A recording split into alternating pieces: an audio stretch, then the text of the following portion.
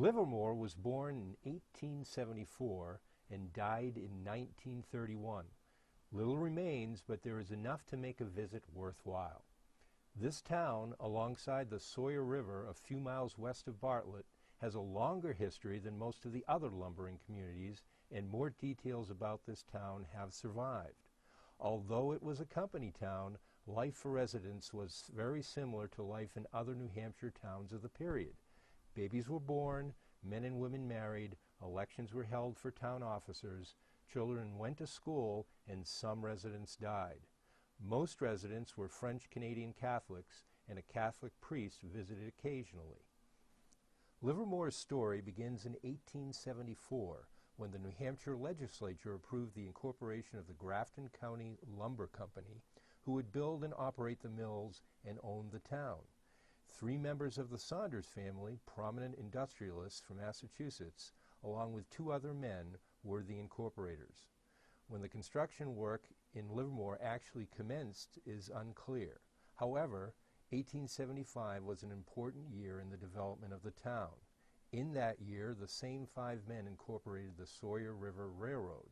Also in that year, a journal of a trip to Mount Carrigan noted that a road and a path for a mile or 2 into the woods starts at the Sawyer River Station on the Portland and Ogdensburg Railroad.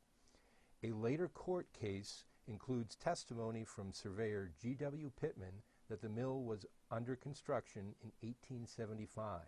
In 1876, the town of Livermore was officially incorporated by the state, and the inhabitants were instructed to hold their first town meeting. The first mill, completed in 1876, burned the same year, and it was replaced in 1877. Also in 1877, construction of the logging railroad began, and it extended from the main line of the Portland and Ogdensburg Railroad to the town, a distance of about 2 miles. An 1878 account says that there were 2 mills, and the cleared area of the town was about a half a square mile. The tracks of the Sawyer River Railroad would eventually extend about 8 miles into the forest. The Saunders family owned everything in the town. The 1880 census provides some details about the town. There were 18 separate dwellings and 103 inhabitants. 20 to 25 men worked in the mill. Skilled laborers earned $1.75 a day, while the less skilled earned $1.25. A 150 horsepower steam engine powered the mill. 5 boilers were at work in the steam plant.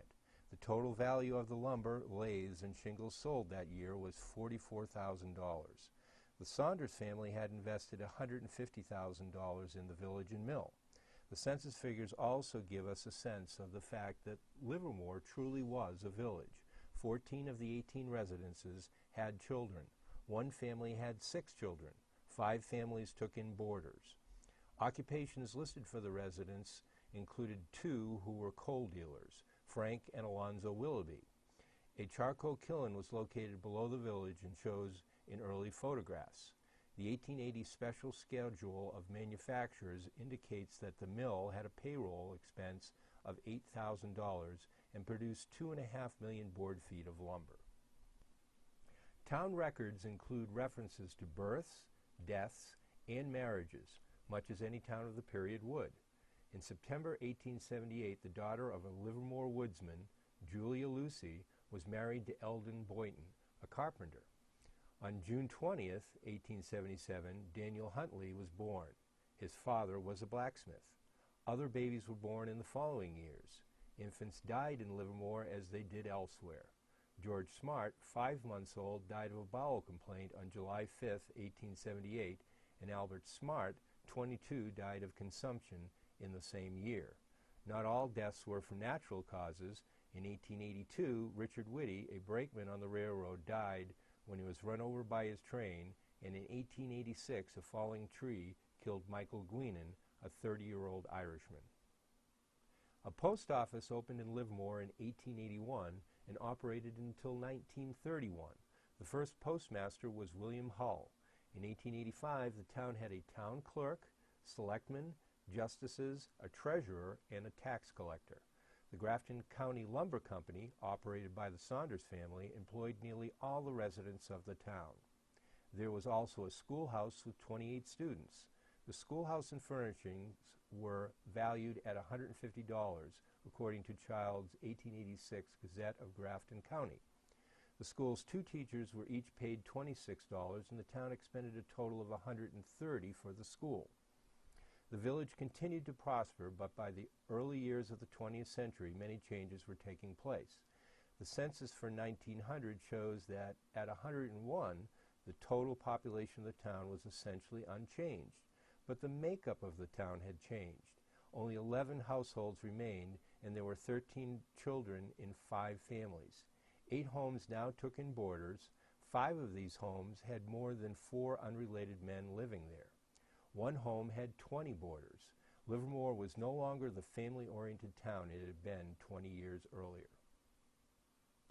The 1914 census lists some of the structures in the town. In addition to the mill, there was an ice house, an engine house, a blacksmith shop, store and storehouse, winter boarding house, a large barn, 11 homes, and a schoolhouse. We know there was also the large Saunders family mansion and a powerhouse. This census also tells us that there were 3 cows, 2 hogs, and 48 horses. James F. Morrow, Jr. loaned an interesting document concerning the school in Livermore to the author. Mr. Morrow's father worked in Livermore from 1922 to 1923. His family lived in the town, and James Jr. attended school there. The document lists the books in the Livermore School as of June 4, 1925. The number and variety of books is surprising. There were 408 volumes and 88 different titles. Some were only single copies, most were multiple copies.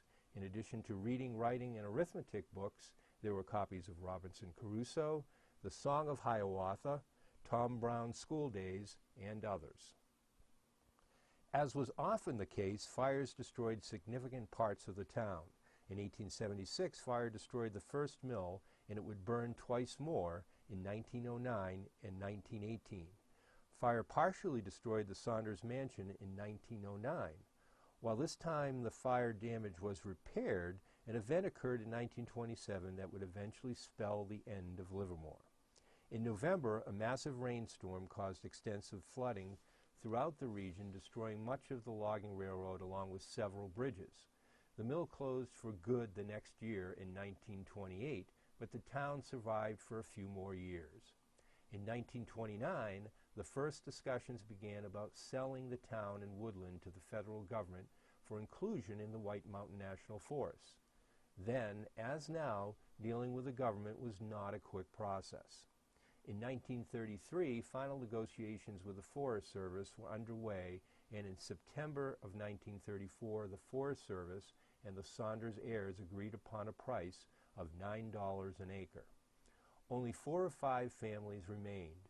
Finally, in December of 1936, title changed hands.